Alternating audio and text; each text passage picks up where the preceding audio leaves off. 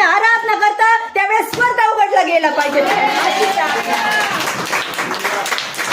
देवाचं वचन आपल्याला सांगतं, दानियल 3 वेळा दिवसातून प्रार्थना करायचा, इतका तो अभिषिक्त होता, तरी देखील 21 दिवस त्याची प्रार्थना अडवून ठेवलेली होती प्रियानो. तर मग तुम्हाला आणि मला किती अधिक प्रार्थना करण्याची गरज आहे?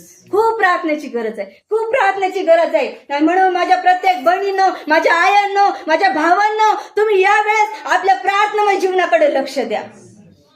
जे दुःख जीवनामध्ये आलं ते विसरून जा, ते तुम्ही भरून काढू शकत नाही. परंतु जे उरलेले दिवस आहेत, जे घरातले इतर कुटुंबीय लोक आहेत, त्यांच्यासाठी तुम्ही प्रार्थना करा. तुम्ही प्रार्थना योद्धे बना, आपल्या कुटुंबासाठी मध्यस्थी करा आणि खरोखर तुमच्या कुटुंबावर येणारे सगळे जे हल्ले आहेत ते नष्ट नाबूद करा प्रियानो.